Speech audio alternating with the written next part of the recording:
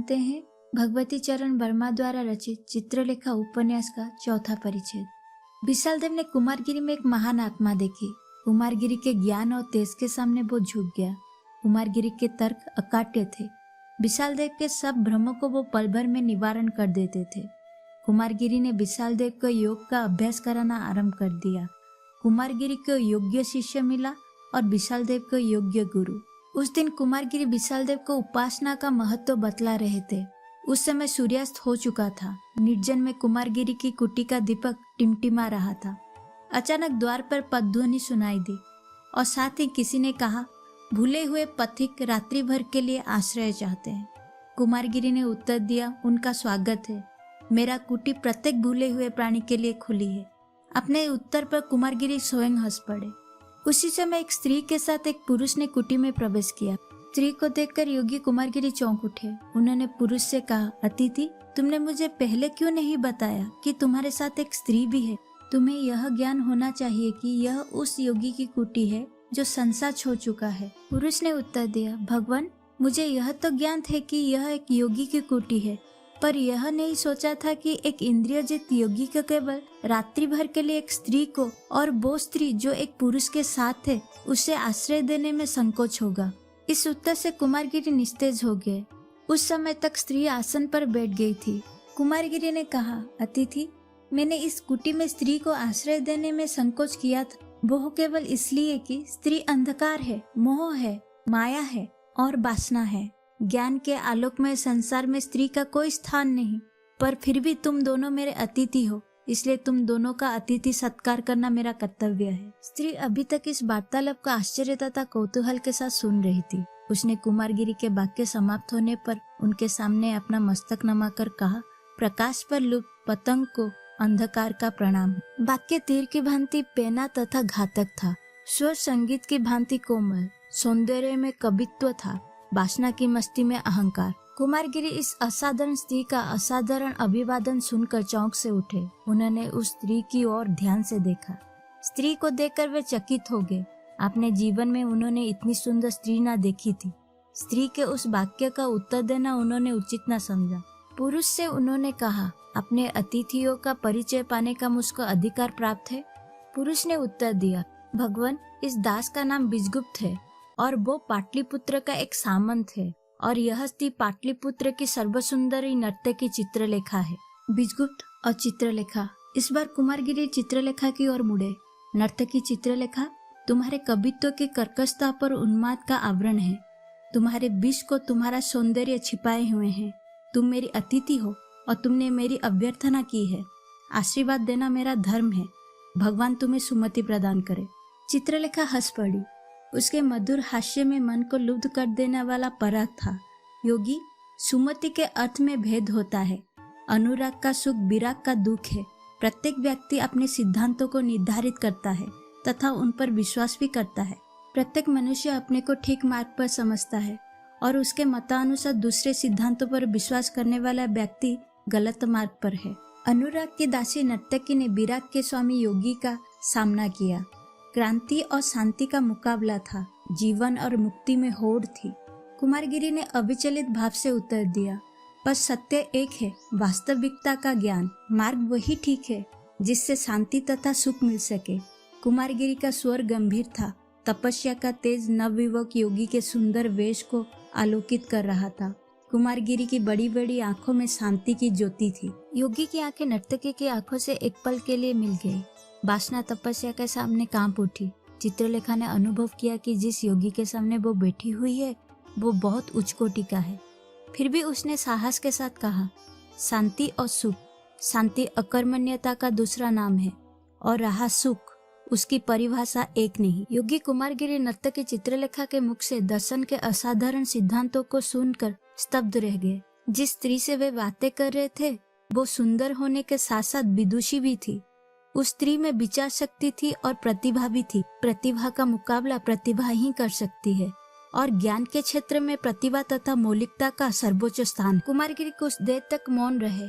इसके बाद उन्होंने कहा, ठीक कहती हो, शांति अकर्मण्यता का दूसरा नाम है और अकर्मण्यता ही मुक्ति है। जिसे सारा विश्व अकर्मण्यता कहता है वो वास्तव में अकर्मण्यता नहीं है, क्योंकि उस स्थिति में मस्तिष्क कार्य करता है।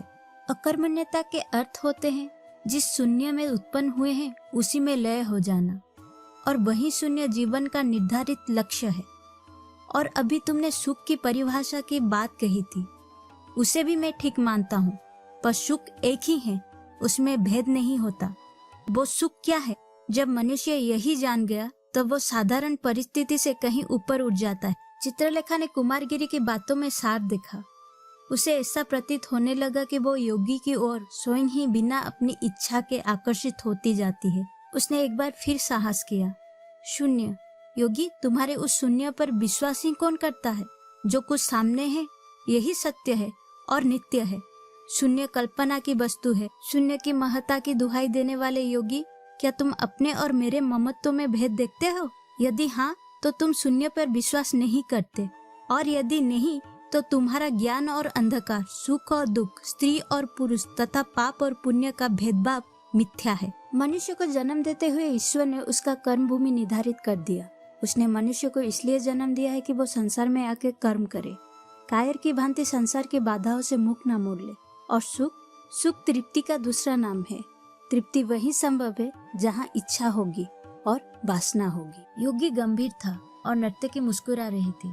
बीजगुप्ता अपनी जीवन संगिनी चित्रलेखा के मुख से अपने सिद्धांतों को तर्कपूर्वक सुनकर मन ही मन चित्रलेखा पर मोहित था, और विशालदेव नर्तकी के ज्ञान से चकित। दोनों कुमारगिरी के उत्तर की प्रतीक्षा कर रहे थे।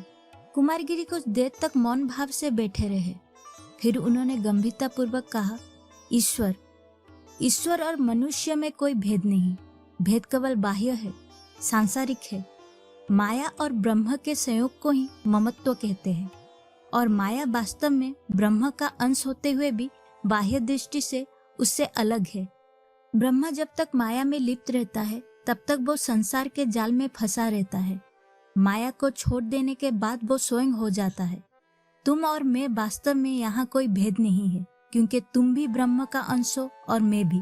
पर भेद केवल इतना है कि तुम माया मिश्रित ब्रह्म हो और मैं माया को छोड़ चुका हूँ। इसलिए मैं माया को जीवन से अलग रखना चाहता हूँ कि कहीं पीछे ना चले जाना पड़े। और सुख तृप्ति को कहते हैं, यहाँ भी तुम भूलती हो। यदि तृप्ति ही संतोष का एकमात्र साधन हो सके तो वो सुख अवश्य है, पर कर्म जाल में फंसे रहने पर तृप्ति के साथ संतोष नहीं होता। ब्रह्म माया के संयोग से स्वयं को भूल जाता है और कर्म जाल में भटकने लगता है, पर जिस समय वो माया को छोड़ देता है और अपने को जान लेता है, वो तृप्त हो जाता है और साथ ही उसे संतोष हो जाता है। दुखमय संसार को छोड़ देने को सुख कहते हैं। कुमारगिरी थोड़ी देर तक रुके, फिर चित्रलेखा को उत्तर देने का अवसर दिए बिना ही उन्होंने कहा, और याद रखना, तर्क का अंत नहीं होता। सत्य अनुभव की वस्तु है। अनुभव और विश्वास बिना मनुष्य का ज्ञान प्राप्त करना असंभव है। इतना कहकर कुमारगिरी उठ खड़े हुए। रात्रि अधिक बीत रही है, विश्राम करना उचित होगा। चित्रलेखा को कुमारगिरी के इस उत्तर से संतोष न हुआ। कुमारगिरी भी यही अनुभव कर रहा था, पर साथ साथ कुमारगिरी के व्यक्तित्व ने चित्रलेखा को अपनी ओर आकर्षित कर लिया। योगी ने नर्तकी में ज्ञान देखा और नर्तकी ने योगी में सौंदर्य। एक विचित्र बात थी, दोनों एक दूसरे से संतुष्ट न थे, पर प्रभावित अवश्य थे। दोनों ने एक दूसरे में आकर्षण देखा, योगी ने ज्ञान का और नर्तकी ने सौंदर्य का। पर बीजगुप्त ने क्या देखा, यह वो स्वयं ही न समझ सका। कुमारगिरी और चित्रलेखा की बातचीत से उसके हृदय में एक प्रकार की अशांति उत्पन्न हो गई। अशांति सिद्धांतों के संबंध में न थी, फिर किस प्रकार की अशांति थी, इसे वो जानने की लाख चेष्टा करता हुआ भी ना जान सका। उसके हृदय ने चित्रलेखा के हृदय में कुमारगिरी के प्रति आकर्षण की छाया का आभास पा लिया था, पर वो इस पर विश्वास न कर सका। कुमारगिरी ने कहा, मेरा शिष्य विशालदेव आज रात को मेरे कुटी में विश्राम करेगा। उसकी कुटी खाली है, अतिथि वहां जा सकते हैं। बीजगुप्त उठ खड़ा हुआ, साथ ही चित्रलेखा। चलते हुए चित्रलेखा ने कहा, योगी, तपस्या जीवन की भूल है, यह मैं तुम्हें बताए देती हूँ। तपस्या की वास्तविकता है आत्मा का हनन। अच्छा, श्री चरणों को नर्तकी चित्रलेखा का प्रणाम।